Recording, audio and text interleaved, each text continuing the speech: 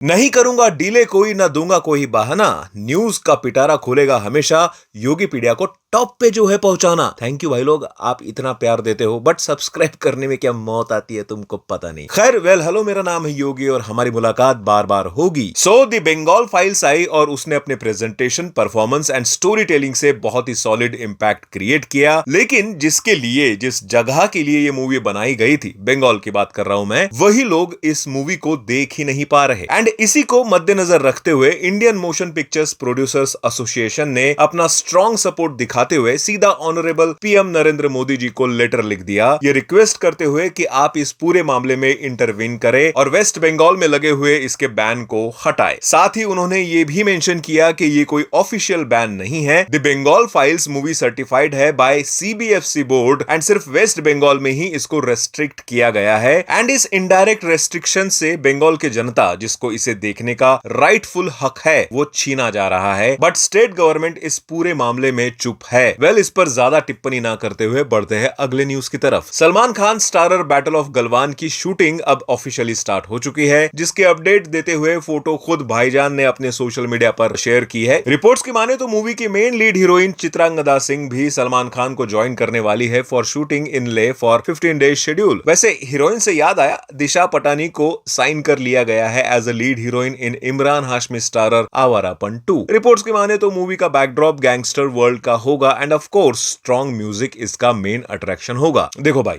तुमने मोहित सूरी को हटा दिया, हमने सह लिया, लेकिन लीड में दिशा पटानी। देखो मैं अगेंस्ट नहीं हूं इसके, बट सपोर्ट करने का मन भी तो नहीं हो रहा ना, क्योंकि रिसेंटली जैसा काम दिशा पटानी ने किया है, क्या ही बोलूं। मुझे बस वो एमएस धोनी वाले मूवी में पसंद आई थी, और अगर वैसा ही रोल वो आवारापन 2 में कर जाए तो ही बात बनेगी। वैसे धोनी की बात छिड़ ही गई है तो बता दूं, R Madhavan and MS Dhoni का एक बहुत ही अनएक्सपेक्टेड कोलैब वीडियो सामने आया है। इस वीडियो को वो ऑफिशियल टीजर बोल रहे हैं, जिसका टाइटल है दी चेस, जिसको डायरेक्ट किया जा रहा है बाय वसन बाला, जिन्होंने लास्ट आलिया भट्ट स्टारर जिगरा को डायरेक्ट किया था। वैसे क्या ये मूवी है, क्या इससे धोनी अपना बॉलीवुड डेब्यू करने जा रहे हैं? वेल इसका जवाब तो अब तक मेकर्स और धोनी के अलावा किसी को नहीं पता। एटलीस्ट मुझे तो अब तक कोई ऑफिशियल न्यूज पता नहीं चली है इसके बारे में। But Dhoni is looking good actually. Acting तो ज्यादा नहीं दिखी, बट स्वैग पूरा था। जैसे वो क्रिकेट के मैदान में तगड़े से तगड़े कंपटीशन में भी कूल रहते हैं, सेम कूलनेस यहां भी दिखा। वैसे अब बात कर लेते हैं रिसेंटली आए कुछ ट्रेलर्स की। आर्यन खान डायरेक्टेड एंड आधे बॉलीवुड स्टार्स के कैमियो से भरी हुई एक web series The Bads of Bollywood का ट्रेलर आया। लिस्ट के हिसाब से इसमें 46 कैमियोज होंगे भाई साहब, 46। And to be very honest, लग नहीं रहा कि इसको कोई नया नवेला डेब्यूटेंट डायरेक्ट कर रहा है। ऐसा लग रहा है जैसे डायरेक्टर पूरे बॉलीवुड को घोल के पी गया हो, जिसको सब में से सब पता है, और फिर आया वो एक शानदार आइडिया को लेके, जिसका एग्जीक्यूशन ऐसा कर रहा है जिससे पैरोडी भी हो जाए एंड कोई ऑफेंड भी ना हो। ओवरऑल बोलूं तो trailer is looking good. Best तो नहीं बोलूंगा, बट कमियां भी एज सच नजर नहीं आ रही है फिलहाल तो। बाकी 18 सितंबर को सीरीज आ ही रही है, जो 6 एपिसोड्स की होंगी, तो पता चल ही जाएगा कि सीरीज कैसी है। वैसे एक ट्रेलर और आया है, इनफैक्ट ये सेकंड ट्रेलर है इस मूवी का, जिसका नाम है द स्मैशिंग मशीन। एंड मैं जनरली इतना एक्साइटेड नहीं होता किसी भी मूवी के ट्रेलर को देख के, but this time it feels different. The rock यानी ड्वेन जॉनसन ने इस बार इस मूवी के लिए जो ट्रांसफॉर्मेशन किया है एंड जिस तरह से वो एक्टिंग कर रहे हैं, दिस इज समथिंग एल्स। ये मूवी कमर्शियली कितना कमाएगी ये तो नहीं बता सकते, लेकिन critically this will be acclaimed for sure. वैसे मूवी आ रही है 3 अक्टूबर को थिएटर्स में। एंड अब वो न्यूज जिसको सुनने के लिए आप यहां तक आए हो,